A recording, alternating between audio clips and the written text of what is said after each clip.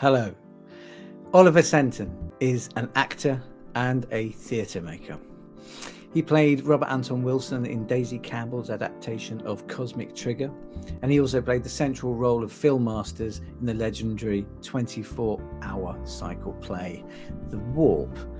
He's also a lovely, lovely man who I have worked with in this very room when we were working on songs together. He's also a great singer.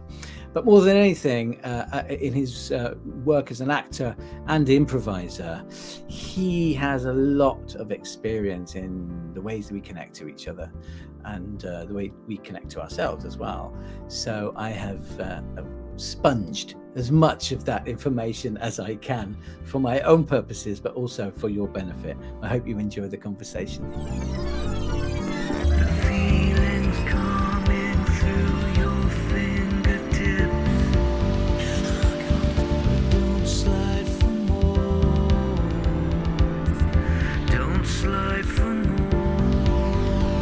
Hello, Oliver. Hello, Tim. How are you, man? I'm good, thank you. It's a really lovely, sunny and quite warm day today. Now it's out. I've been out chopping wood in the garden, chopping up some wood, so that's got me nice and warm. Good. Proper organic behaviour. Indeed. Yeah, good for you. Good for you. Indeed. And have you taken advantage of the? Is it? Well, it's not the end of lockdown, but it's something's open today, hasn't it? Yes, the sort of shops are open. Did I do anything? Yesterday I bought some cards in Waterstones, so I did. I'm still, quite wary of the crowds. I didn't go into. There was a massive queue outside TK Maxx, and I gave that a wide berth. But apart from that, everything was fine. Like you did the right thing. Yeah. Listen, so I've been having these conversations for several weeks now.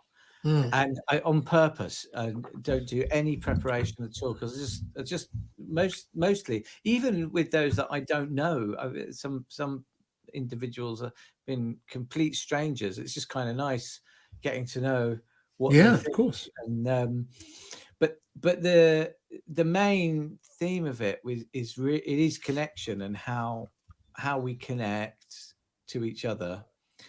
And how also we connect to ourselves. And so far, I haven't had a conversation with any actors. And right. And of course, you're an actor and many other things besides. But I thought that part of your talent and your skill set would be invaluable to talk about in terms of connecting. And also in context of the last year and how our dependency on tech, like this very way that we're connecting now, has. Yeah. I don't know if you've had new thoughts and new ideas about connection because of that that you might not have experienced before.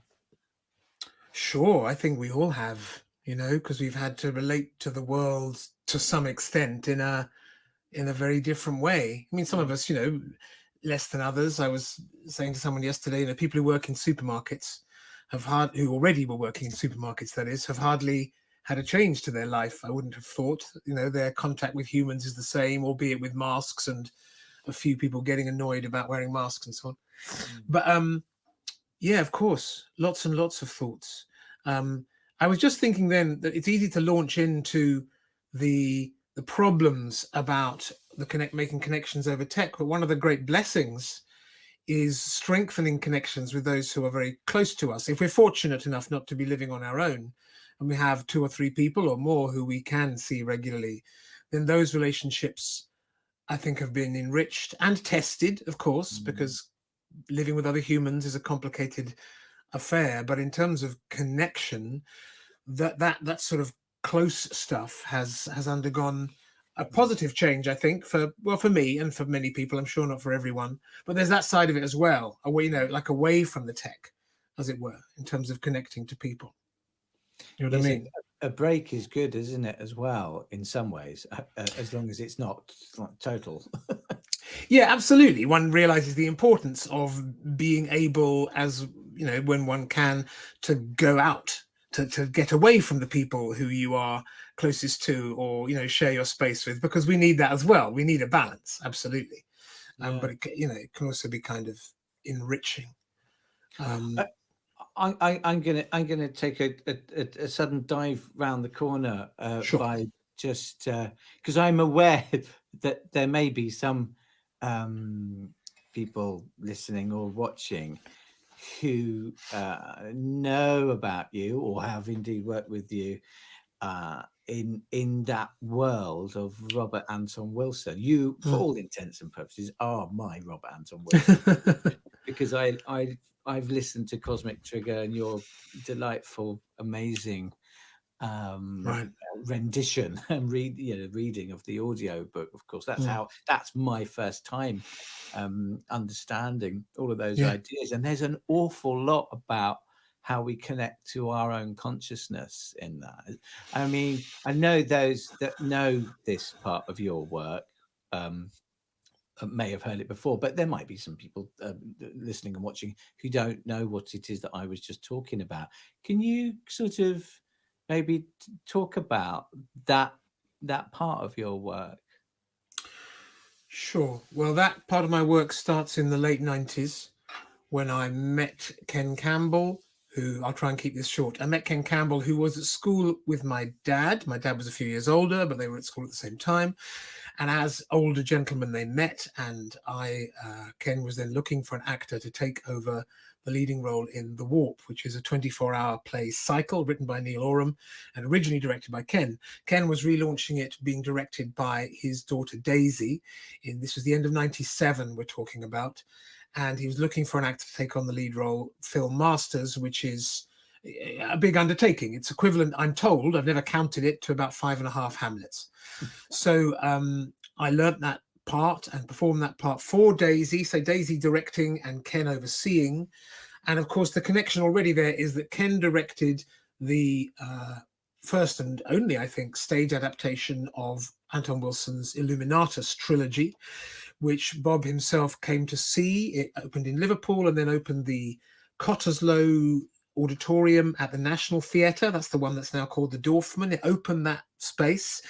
And Bob came over quite soon after his daughter Luna had been very violently killed, and he was processing that in his life. And he was encouraged and cajoled to be there. And that was so important to him, that process of being there. He came on stage during the Naked Black Mass scene. This is now in 79, 80, maybe 81. It was so important to him that he then dedicated, the first volume of Cosmic Trigger is dedicated to Ken. So there's the connection right there.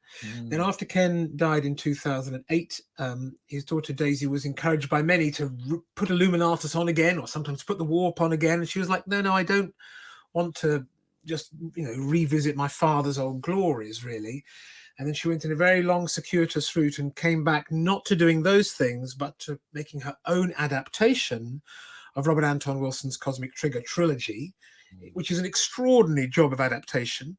For those of you who don't know, it's not a book you read and go, oh, this would make a great play. It's not obvious dramatic material, but she shaped it and picked it and also inserted scenes from her father doing Illuminatus at the National, so that becomes a sort of subplot in the play.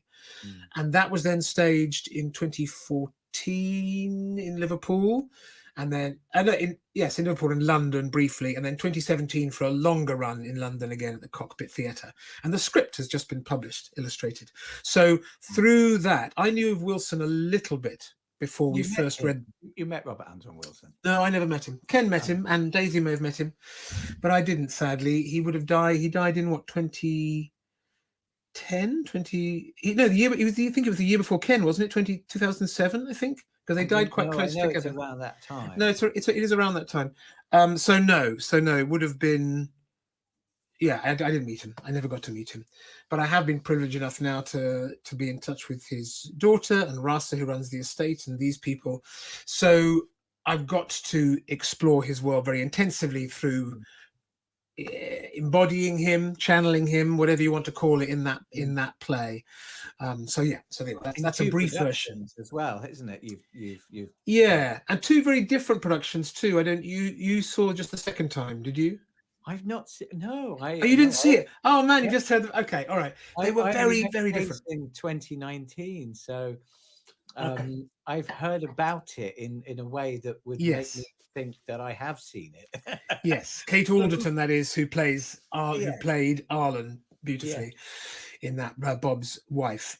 So there were two incarnations of the play. One in 2014, which was very much a labour of love. It was done on a real shoestring. Everyone was pulling in the favours. Mm, We did the first open dress and single performance at a massive event at a sort of rave venue called Camp and Furnace in Liverpool, where they also screened the World Cup games and stuff like this. mm, And that was crazy. I mean, that performance took something like 7 hours, because 2.5 hours of it were intervals, just people milling about and meeting each other, because it was the middle of this huge, it was called the Conforestival. People who'd come to talk about astral planing and tantric sex and geodesic domes and all kinds of stuff from all over Europe and North America. So that was a really crazy happening. And then we did it in London for, I think, just once as well, at what was called the Lost Theatre, now called the Stockwell Theatre. And then we revived it and said, we can only do it again if we can be, a little bit more organized, or a little bit more money, perhaps not big money, but we organized it to do a proper 3-week run at the Cockpit Theatre in the round. And we got new video designs and new music work, and just tightened a bit. It was still pretty wild and sprawling, and it was still 4.5 hours, but it was a definite play that time, as opposed to a tribal event as it was in 2014. Yeah.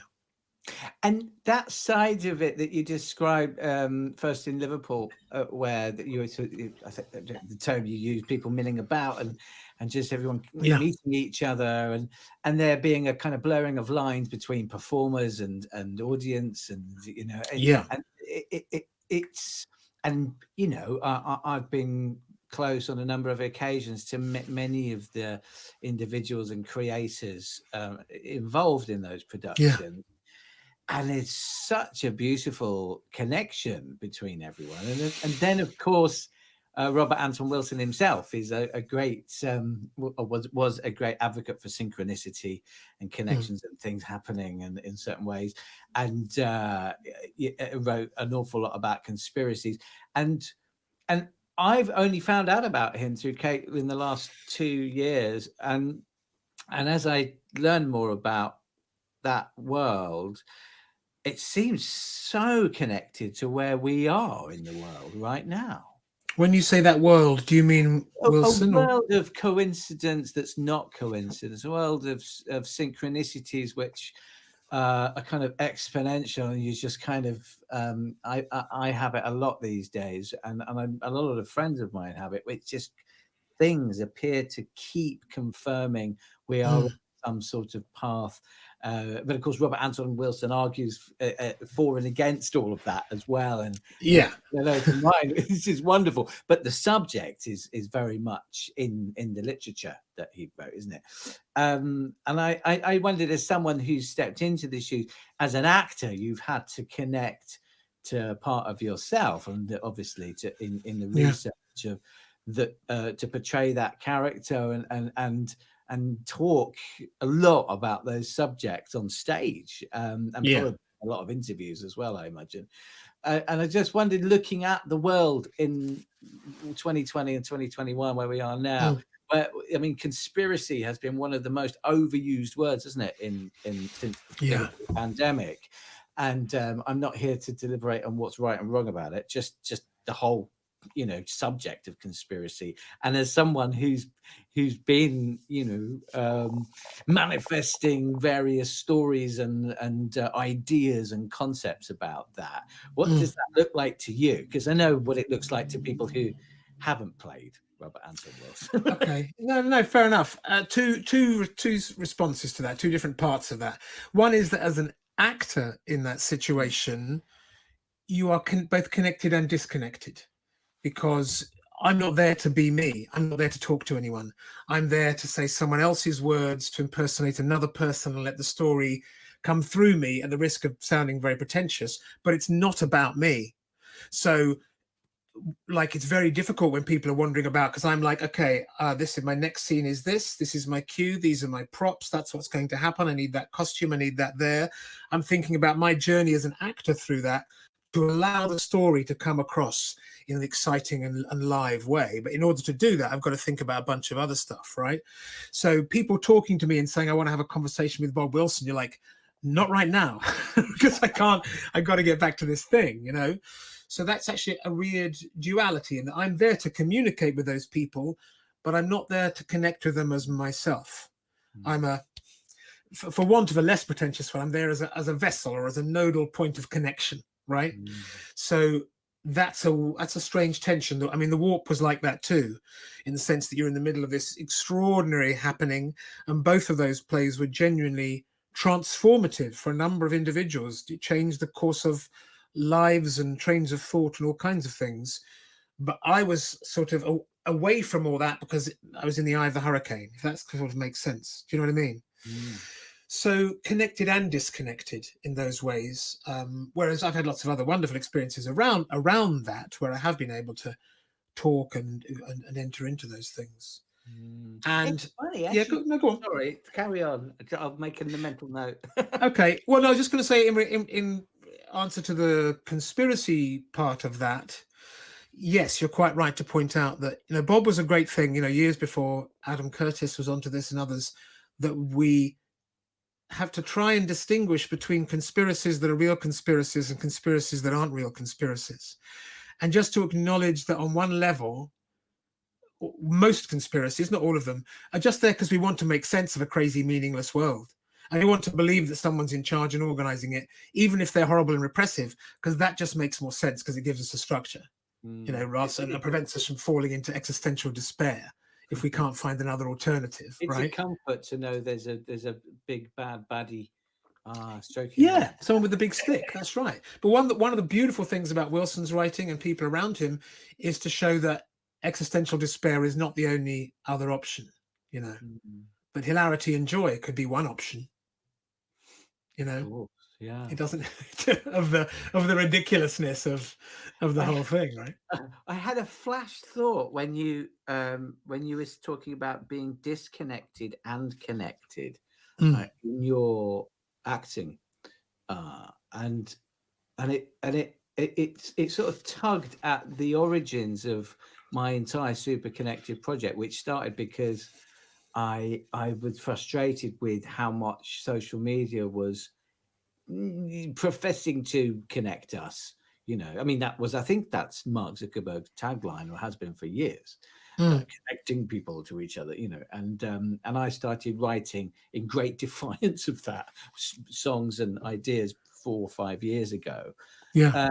But then when you said about being disconnected and connected as both tools that you're using, right? Yeah. I suddenly thought, oh, right. So maybe there's a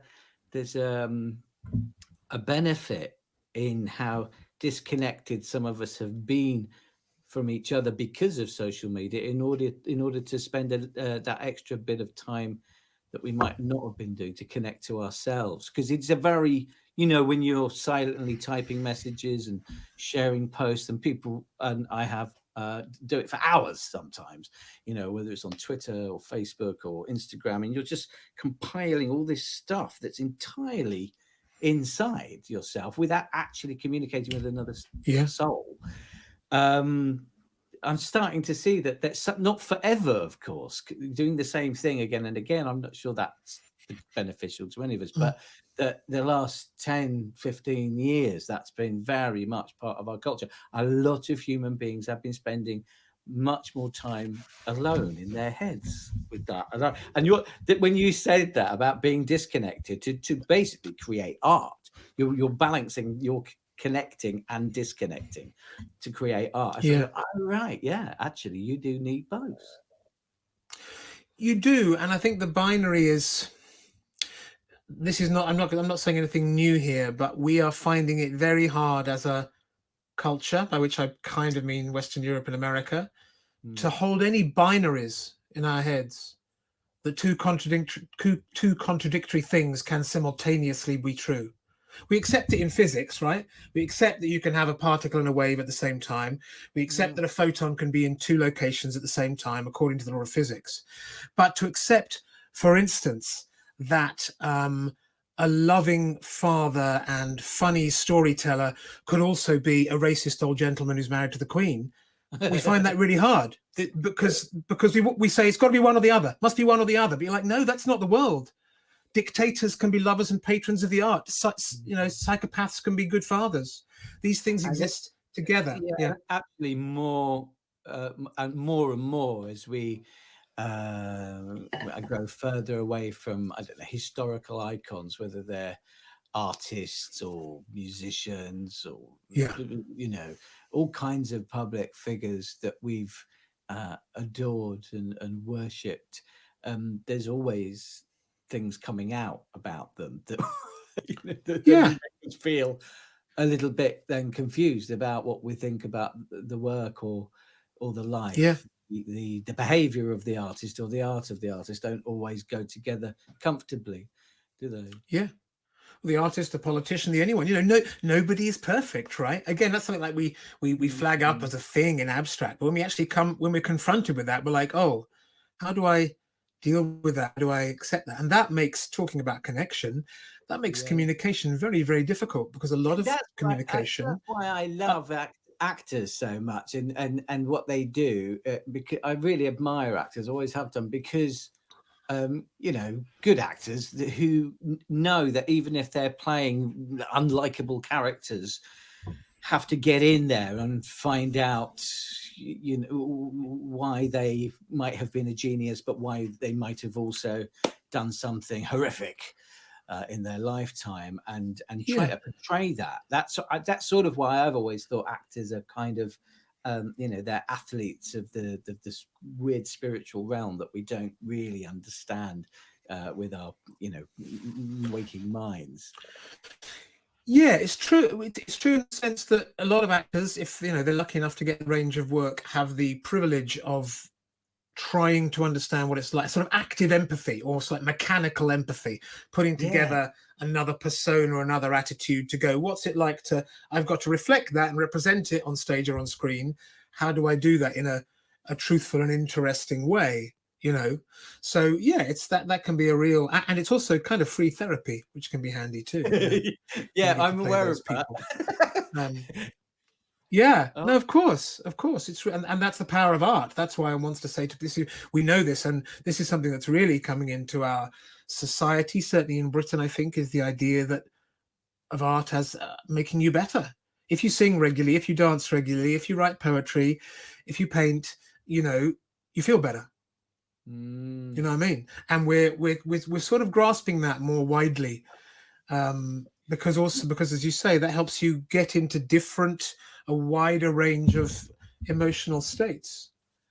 Yes, and to empathize, I suppose. Yeah. No, absolutely. More fully with the other, and remembering now from the Alan Watts talk that I listened to, where he says, that we are the other, or something like that. That there isn't really another, that we're the same. Well, absolutely. I one of my areas of specialty is improvisation, and I teach improvisation, and I've done a fair amount of performing as an improviser. And one of the principles that comes up a lot is the scene is in the other person. You're always looking for ways to get out of your ego, to stop you thinking, to stop you pre-planning, so you can be in the moment and genuinely improvise. You always say, you don't need to think about yourself at all. If you just think about the other person, it's much easier, so much easier. But easier said than done, because we have all kinds of voices and mechanisms in our head that we have to train ourselves not to follow. I could probably do with some of that coaching in life. Well, there's good folk out there. I think that's there's some of us are very strong on the side of letting external forces lead our direction, and some of us are much more in we must be the navigator. We must be the pilot. We must be the planner. And I've done my whole life definitely been in that bit. But I see now, probably talking to Kate a lot about the liminal space and dreams. It's about just allowing the whatever's out there to weave you towards the place that you can't imagine.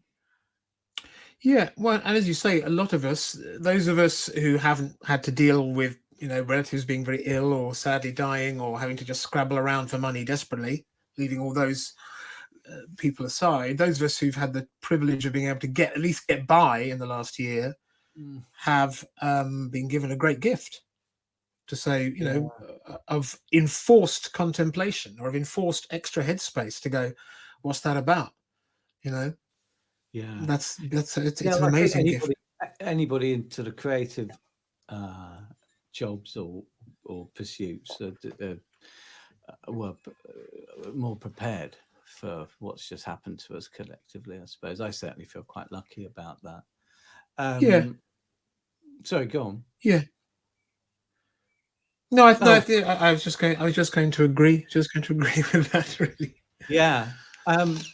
With the actual, you've been an actor and a performer your whole life. What's that actually felt like? I'm going to talk about connecting to an audience now.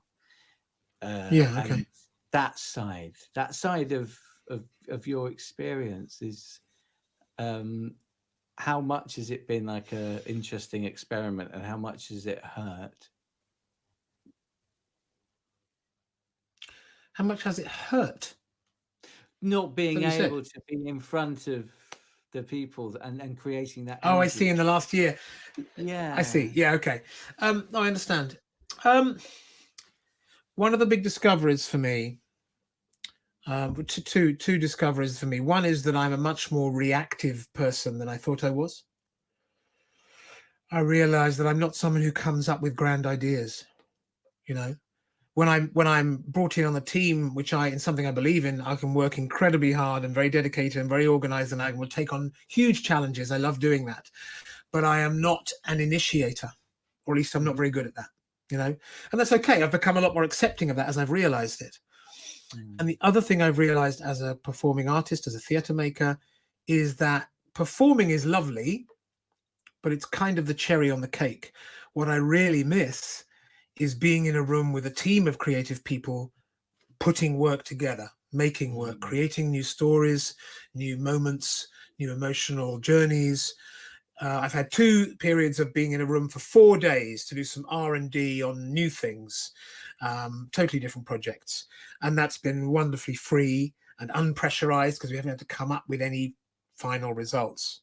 But I realized that that's actually what I miss, and that performing now is great, but it's not the thing I miss the most. Whereas when I started, in my teens and 20s, I loved that. You missed that was it. I just want to get out in front of people and do stuff. Do you know what I mean? Yeah, you missed the rehearsal. I do, and the craft of putting something together, of finding the rhythm and the journey of something. Yeah, I've realised that that's what I really miss. So that's been an interesting discovery for me. Me too. The bouncing of the idea around until it suddenly starts to form because everybody's got their grubby hands on it. Yeah, well, and also because in terms of communication connection, I am far more, being in a room with other people is far more important to me than I'd ever thought it was, actually. And that's why, to kind of bring this into kind of the last year and the whole Zoom thing, it's why whatever art you do online can be wonderful and it can be touching and it can be performative, but it's never theatre. It will never be theatre, because theatre is shared space. You said this to me when we spoke about having this conversation, that you can call it theatre, but it's not, is it? No, because as a live performer yourself, as a singer, musician, that there's an electrical circuit that forms between you and a crowd. Sometimes it's stronger, sometimes it's not so strong. It depends. You can't guarantee it's going to be a smash hit every time, but you are working with that. You're trying to tease them in. You might think, for instance, oh, okay, I'm going to take this song a little bit faster, a little bit, or pull it back a bit, or whatever. You're playing, you're feeling the energy, and that's a completely unspoken dialogue. Are they listening? Are they with me? And you're doing that as an actor. You're doing that as well. You know what I mean? And you simply can't get that, because all the information we're getting from someone, I'm aware of this when I go down, I'm lucky enough to live by the sea. I go down to the beach and see some friends with a flask of coffee.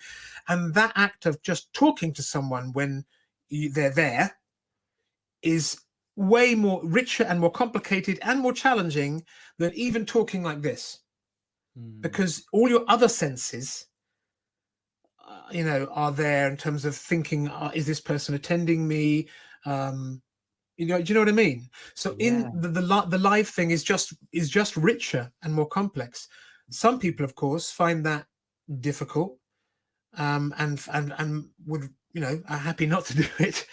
But personally, for me, that's what constitutes the pinnacle of properly live work. And creation in general, isn't it? It comes from the community. Absolutely, it's central.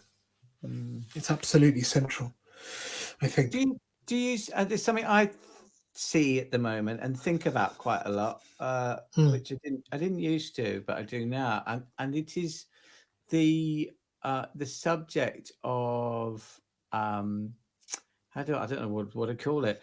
You have performers and you have an audience. You have creators and you have an audience, and it strikes me that certainly in my lifetime of making stuff, that there's more people who are creators than ever before, of all kinds of disciplines, and it feels like something that perhaps I always look at the sort of late 50s and the whole of the 60s as a kind of creative revolution, especially in the UK and in London.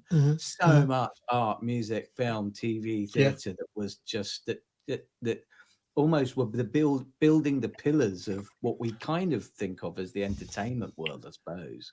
In the of the 20th century and the early 21st century. I kind of feel it's completely changing now and transforming into something else that is slightly more inclusive and doesn't have that sort of revered artist on one bit and ordinary people who have less to offer in another bit. It's starting to feel a bit more like, actually, like Ken Robinson has said, everybody is creative. It's just whether it gets wheeled out of them as they get older or not. And some of us are still the happy-go-lucky children, painting wherever we go, and others have been told that is not what you do when you grow up.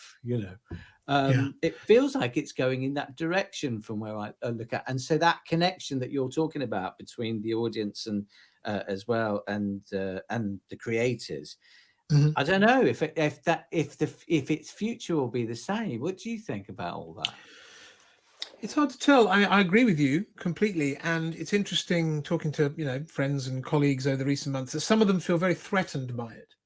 The idea that everyone will be an artist, everyone will be painting and acting and making films and sketches and writing novels, and everyone's writing books, aren't they? Except all me. Youngsters are making films.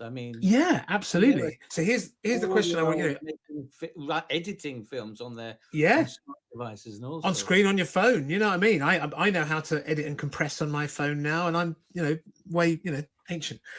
But So I was going to say So the question for me is: do we want to have? If we could have a world in which every day everyone is living their life creatively, which will make them more empathic, I think, more sensitive, more open. We still need people who lay bricks and wiring and all that, but we know that it's a ridicule to say an electrician can't be a poet. That's a nonsense, right? We can do all these things. So wouldn't it be wonderful to have that world? But if we have that world, we have to accept that some enclaves of professional expertise are going to change or possibly cease to exist. or certainly cease to exist as they are now, which is what you're saying.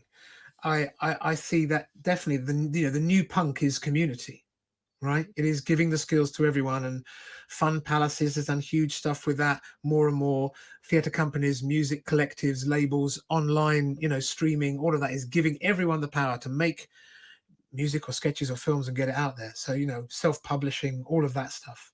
So Yes, that's it is happening. yeah. It's like you say, that's the new punk idolatry, and and this sort of, even the concept of the rock star. I feel that is really so been, that's there may be people working in that kind of way still, but I just see that as a kind of weird archaic profession now. Yeah, the rock dinosaurs. Well, they used to say that anyway, didn't they? I mean, they were saying that in the 80s and the 90s about Yeah, anybody who made a concept album in the 1970s, but they called them dinosaurs. But now, just the I don't know. It begins for me when you used to go to a concert, and if you had a camera and you're allowed to take a photo, I guess you take a photo of your favorite artist or band, but now you don't. You turn your back on your favorite artist or band and take the photo of yourself with them as yeah. propping you up, as this kind of, they're Yes. part of my idolatry or a fantasy of self. Yeah. That was a huge, the selfie thing. That's a huge Yeah. shift.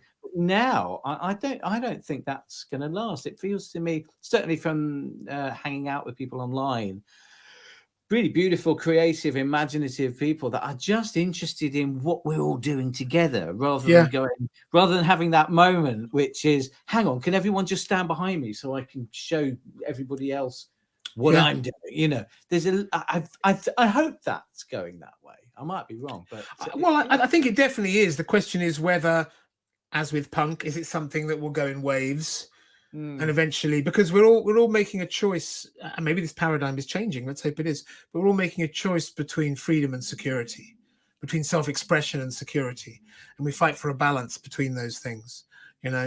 I realize now that actually what I wanted, even though I am an actor and I have that as a calling, what I really wanted was to be able to do what I wanted to do. Got to have fun, got to be free, all of those. So that balance between freedom and security is always the thing. So if we are enabling people with the simplicity of online tools and all that we can all make art, write, paint, whatever we want to, and also look after our families and pay our mortgages, then job done, right? I mean, that's it. That's a new paradigm.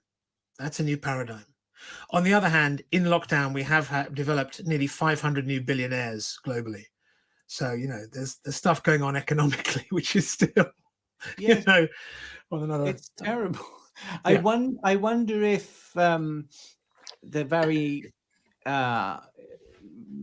natural kind of revolution of communities in digital spaces that's happening all the time at the moment, and I wonder if that is somehow prodding at the old guard in a way that's making them, I don't know, much more intent on doing what they're doing, which is,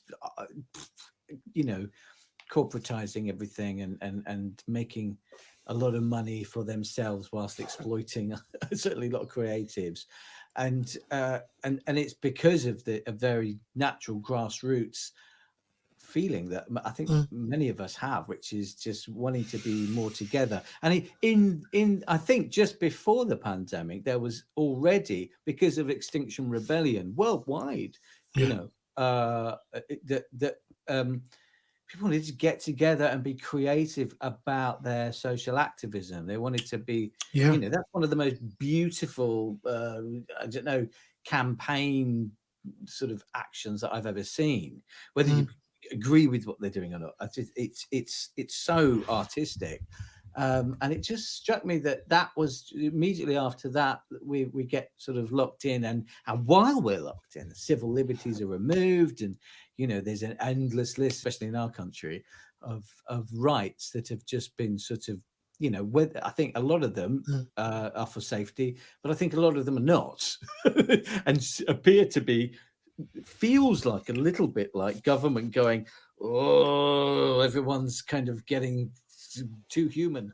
To kind of stop that, suppress it. There's certainly a sense of an opportunity, isn't there? I mean, I don't think it's particularly a British thing, I have to say. You're seeing it in all kinds of countries. I think it is happening here, but it's also I agree. I just don't know that much about other countries in that sort of route. Anywhere that's already in a particularly kind of right-wing situation, whether it's Hungary or weirdly kind of in the military in Thailand, America, and other places, that I love that phrase of Alan Moore's, the last thrash of the dragon's tail. You know what I mean? That it's like all societies, it's the law of entropy, right? Like when something becomes so big, that's when it's at the point of collapse. So when something is the most extremely rich and distended and dysfunctional, that's when it's about to explode or disintegrate. Okay, to be optimistic about it, Absolutely, I agree. It feels. I was not that optimistic. I just thought this is getting terrible, and God knows what kind of world we'll be living in. But I do see it as that last thrash of the dragon's tail. That I'm thinking, I'm sort of empathizing with the unfortunate elite who have gone this way that, I don't know, capitalism or just basic greed and ignorance and privilege has led them in. But the majority, it's interesting to me when people talk about the 99%, which is what David Graeber termed that when he was doing the Occupy stuff. And I think the 99%, the majority, are absolutely in their power at the moment. It's just that there's these rules, really weird rules and ways that we're supposed to live. That the 1% are desperately. That's it, the way we're supposed to live. Yeah, I found that article. There's an interesting article. I can't remember, one of the broadsheets, which was talking about the trap of wealth. I think it might be the Times or something. The trap of wealth being just as bad as the trap of poverty. And of course, by and large, the response was, how dare you rich people? But actually, you thought, hang on. If we could get to a situation where the 99% could go, God, it must be terrible to be that rich. That must be horrible. If we all stopped chasing it and held it up as our ideal, then the dragon evaporates. But it's because we go, you're rich, you're getting angry because you want what they've got, and that just compounds the problem. I got to a point several years ago where I had that exact realization, and I think I've done like whatever when I was living in Soho, like 15 years of making things that I wanted to make, and loving that, really creating the things that I dreamed of creating, but all the time also being really bitter about not being paid, not being able to buy a house, not being able to take someone out for dinner. Not a lot has changed, to be frank, but my outlook has changed, and I sort of see all those that I've known, not good friends, but people that I've known in that journey, who do own houses and who do have choices of what they want to spend money on. And I can see where I'm going right, but I'm not having very much in that way, but having very much in this way, and I've started to think it's hard still, because you've got to live and you've got to pay bills, but there's still the richness. Even having a conversation like this, I'm thinking, this is the richness. This is the wealth. Absolutely. But it's hard to share that sometimes with other people, isn't it? Yeah, it is, because it's very easy to be angry. And God knows I have my angry days. I have plenty of them. I've been sitting out in the sun chopping wood this morning, so I'm okay. I'm not feeling angry. But of course, it is difficult. It is difficult to say that to people. Depends on what people you're with, because I guess you and I both have lots of people around us who are similarly minded. But that's why it's good to seek out people who aren't similarly minded. Yeah, I think had more similarly minded people around you for longer than I have. I Yeah. think it's quite recent for me. I wasn't sure because I started off in a bit of a weird cutthroat music business land, which you know, I don't think that was particularly good for me. But Okay. but these days, yeah, I feel very lucky, God, to be in contact and connected to like-minded people who feel that the wealth is what we're making together in the time that we spend together. Yeah. I Yeah. you should. I was just rereading Modern Nature by Derek Jarman. Do you know that book? No, I know I have a You'd love connection it. with Derek Jarman, but I don't know that book. He's such a. I've always been a great admirer of his. He's a real hero of mine, but I hadn't dipped into his writing until quite recently. These are his journals from 1990 to 91, and I'm just thinking. So he's just starting to fall Yeah, ill with the HIV that killed before he him in died. '94, and he's a man who survived on very little, you know, and but he had led an incredibly rich life. He has anger, sometimes about his body, or sometimes about gay politics, very much because, of course, he was very open and very militant about that. So there's Yeah. plenty of anger there, but an incredibly sort of rich and richly observed life. You know, it's wonderful sort of to see that, and someone, and yet who, as you say, made his work. Well, not always completely his way. It's the movie business, so there's always compromises going on, but did the best he could, you know, and did extraordinary things. And such a generous soul. He's amazing to read, I think. Oh, well, you can another time tell me Hmm. more about Derek Jarman's work, because my connection with him was that I was my mum's gay, so I was, and she was asked to do a TV show. Yeah. I think she was on TV at the time. I can't remember, but anyway, it was called Camp Christmas on Channel 4, and Mhm. it was lots of different gay and lesbian artists, actors, musicians. Melissa Etheridge, Ian McKellen, Armistead Maupin, really fascinating people Yeah. that I was 17 and had no idea really who half of them were. Right. Yeah. Stephen Fry was on it playing Father Christmas, and then that was the first time I met him, but I didn't really know who he was because I was just into indie rock at the time. But I ended up singing "Have Yourself a Merry Little Christmas" with Derek Jarman at the end of his Wow, show, that's amazing. having been introduced to him. He said, "This Yeah. Derek, and I was 17. I was like, "Hi, nice to meet you," like gangly kind of teenager, and I didn't know who he was, but then Yeah. sort of started hearing. I think Suede, the band Suede, I don't know if you know Suede, Mhm. they worked with him a lot. So on a film, I think.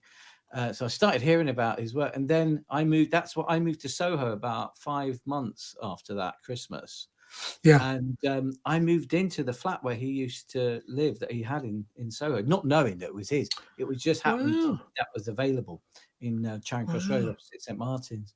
And so, yeah, when you mentioned Derek Jarman, I got like, I mean, you know, because it's just kind of weird connection. But I Yeah. Well, don't know. synchronicity. There you go.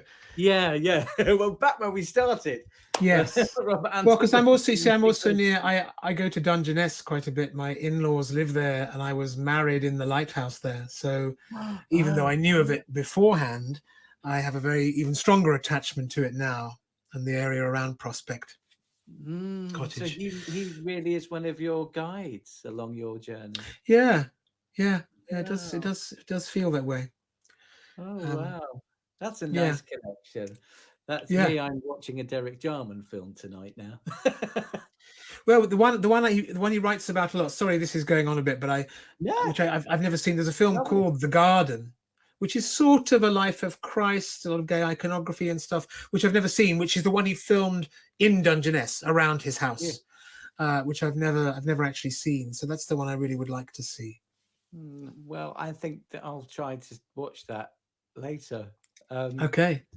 Is there anything you wanted to share before we finish that you know anything that you wanted to put out there?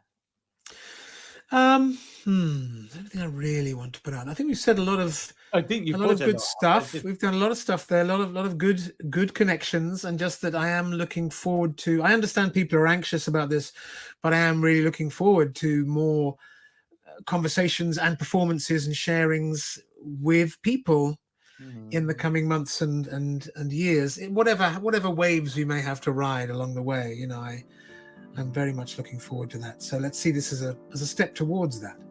Yeah. Well, Oliver, thank you so much for coming and having this public chat. Thanks, Tim. And look forward to seeing you soon on stage, off stage, or working together, whatever it may be. Yeah, absolutely. I hope so. Bless you, mate. Yeah. Lots of love, man. Cheers. Take care. Bye. Bye.